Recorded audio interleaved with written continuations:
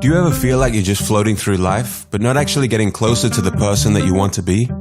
It usually happens around New Year's. You imagine all the bad habits you're going to break free from, and all the good habits you will begin. This time will be different, you say to yourself. This time I am going to do the things that I say I will. Only to end up back where you began shortly after, and no closer to what you had envisaged. So the question is, how do you break free from bad habits and make the habits you desire easier and automatic? Atomic Habits by James Clear answers all these questions. We're going to be doing a fast-paced, detailed summary of the book and dive deep into topics like habit loops, dopamine spikes, priming your environment, plus heaps more. And make sure you stick around until the end of the video where I go through step by step how I'm personally using this book to improve my own habits. I hope this summary inspires you to go out and grab a copy of the book for yourself, because this book deserves a space on everyone's bookshelf. Let's jump into it. Imagine a plane taking off and traveling from New York to Los Angeles.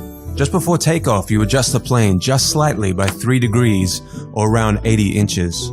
If you were to keep flying in a straight line, you would end up closer to Tijuana in Mexico than in your intended destination of Los Angeles. And the same goes for our habits. Tiny changes in our habits can change the trajectory of our lives in ways that we can't even notice until many years into the future looking back, in both good ways and bad. You are your habits. The power of atomic habits. A slight change in your daily habits can guide your life to a very different destination. Massive action versus 1% improvements. Far too often we convince ourselves that massive success is only possible through massive action in any goal we are pursuing. We expect ourselves to make some quantum leap or momentous improvement that will gain others' attention. However, it is the tiny improvements that aren't even noticeable at first that create incredible change. Let's look deeper into the math. 1% better every day for a year will compound to 37 times better, but 1% worse every day over a year will bring you close to zero. Your habits can compound against you in the form of things like stress or negative self-talk, or they can compound for you in the form of things like knowledge, productivity, skills, and relationships. Success is the product of daily habits, not once-in-a-lifetime transformations. The truth about progress. When you start any endeavor in your life, here is what you think should happen: linear progress. But here is what actually happens. Notice this section here in the beginning. Small changes in our progress are not even noticeable. James Clear refers to this part of the graph as the valley of disappointment.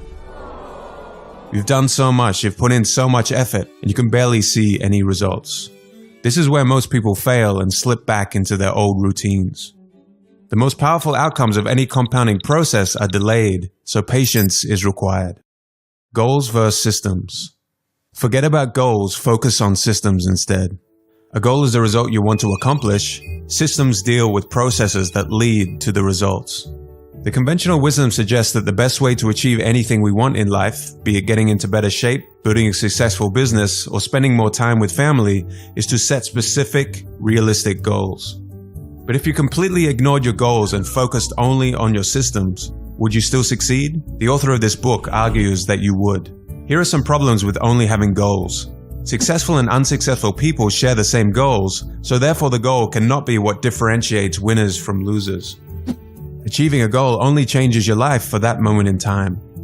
Goals can create an either-or conflict. Either you achieve the goal and succeed, or you don't and you're a failure, even if you are making progress in the right direction.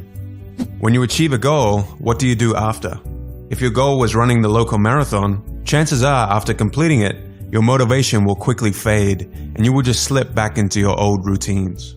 Goals are good for setting a direction, but systems are best for making progress. A system of atomic habits. The problem with changing your habits is not you. The reason why you repeat the same bad habits for so long isn't because you don't want to change, but because you have the wrong system for change. Atomic habits are small routines and behaviors that accumulate to produce incremental positive outcomes over time. Big breakthroughs tend to get more attention than small improvements, but what really matters